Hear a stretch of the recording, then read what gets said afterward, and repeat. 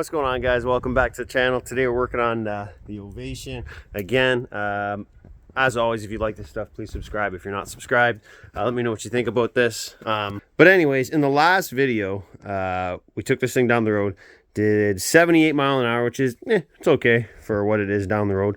Low 80s, it would be low 80s on ice. I'm okay with it, but now comes the fun part. Now we're gonna make this thing faster. So we got ported cylinders to go on, we got cut heads, we got boyesen reeds, but first things first, I want to check the compression that it has now before we tear it apart, just so we have a baseline, and we're going to try to bump that up with the cut heads, cut and redomed heads. And then also, first things first, not a big mod, but an easy one. I'm going to get rid of these stock, really heavy steel skis. They're super heavy, and they also like build up with snow like crazy. So I got these newer Yamaha skis last year. Are they good? Not really, but they were cheap. So those are going to go on. Decent enough, 50 bucks, and they're actually Yamaha skis. I think they're off a newer phazer or a VMAX or something. But anyways, we're gonna throw those on, check compression, and then motor stuff. Okay, skis are on. Took like two hours to put these things on. You know, when you're cheap and you buy stuff that doesn't fit, you got to cut everything. So we had to cut these huge chunks out of the skis here and here, because the pogo would hit it and the scissor would hit the back. Then the bolt holes didn't line up, so we had to give that a little notch too. So yeah, basically took the whole day to put skis on, but you know, it is what it is. So now we're gonna check the compression on it and see what we got. This gauge seems to read like a little low compared to most other gauges I've seen, but whatever, it'll give us an idea anyway. So let's see what we got here. Take your guess.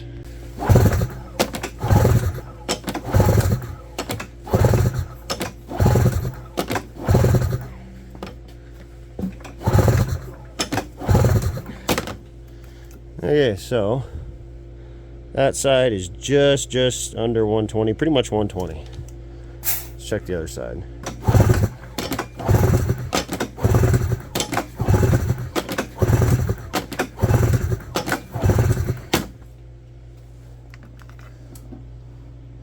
That one's about 115, so 120 and 115.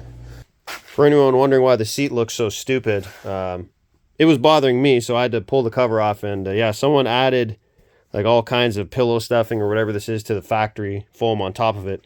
But the factory foam actually looks pretty good. Like there's one little like divot here that's kind of messed up, and I don't know, it seems pretty decent. So I'm gonna get a normal cover on this thing, and at least the seat won't look so stupid now. Okay, now that the skis are all done, I'm gonna start ripping this top end off. So I got the filters off, gonna pull the carbs off, and these cylinders are super easy to get off. So give me a few minutes, yank this all off, and yeah, we'll see you when the whole top end's pulled off. Okay, we've got our stock cylinders out, pistons, everything actually looks really good. Lots of oil in there. I can tell that pump's over oiling it, which is not a bad thing, I guess.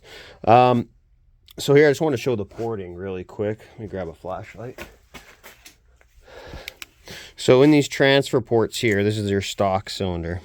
I guess it's hard to see, but you can kind of see the stock casting marks, a little rough. And then here's our ported cylinder.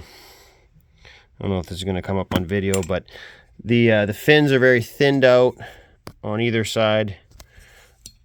I guess it's pretty hard to tell on video, but it is. Our exhaust port hasn't been opened up. I did a quick measurement, but it has been smoothed out really good. And then our intake has been opened up a bit as well. Nothing major, but just a little bit.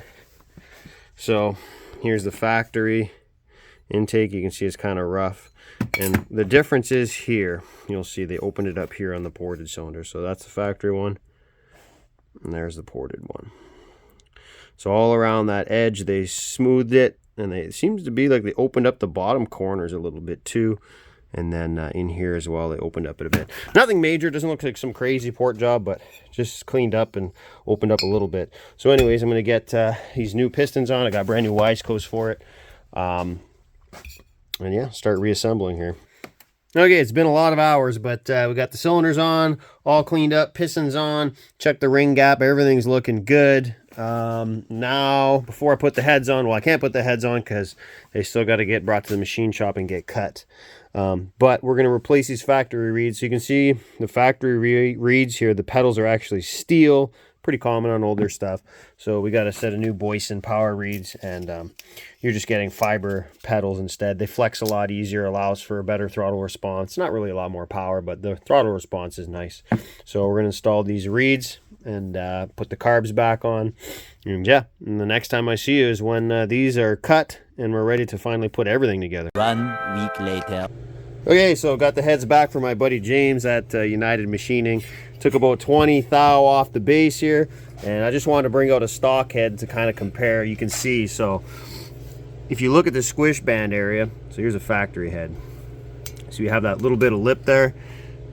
She gone on these ones. We're getting tight, but we already checked it. We put the head on really quick, kind of rotated the engine over to see if we had any, you know, piston on head contact, and we don't, so I think we're good.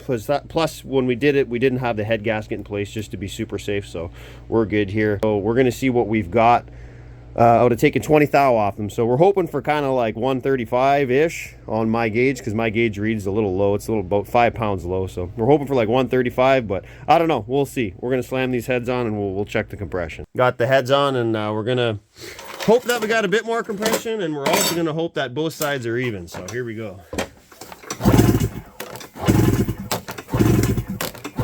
Oh, we gained nothing. Nothing. 115. Yep.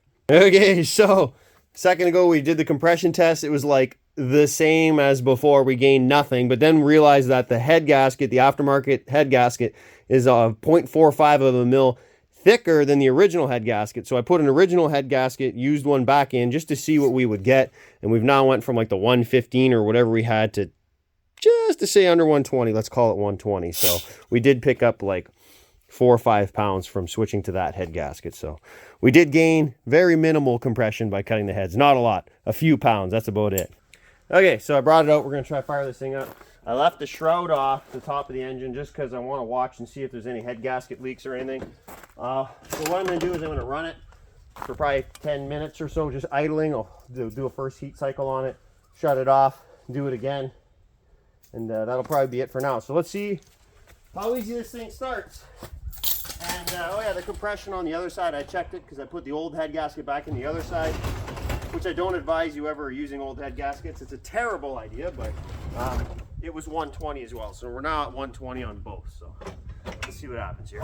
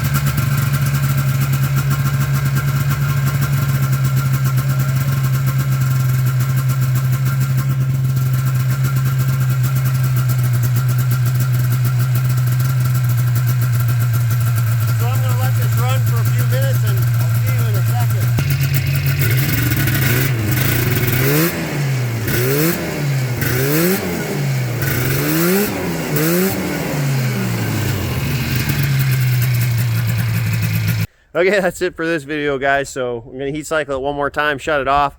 But it's alive, it's running, new top end. With cut heads that gave us like 2 pounds more compression than the old top end that had 1,000,000 miles. Pretty funny, I guess, whatever. Didn't gain much there, but ported cylinders, got the reeds on. I can already tell it's a lot more responsive with the reeds. Feels nice. But yeah, so next video, we're gonna get this thing on the gun again, and we're gonna see what kind of gains we got from the cylinders and the reeds and whatnot. So yeah, stay tuned. That video will come soon. Kind of waiting on snow. As you can see, we like lost it all, but I guess all I really need is ice. So anyways, thanks for watching. Stay tuned. Next video, we'll see how fast this thing goes. Bye-bye. Hey! Subscribe to the channel.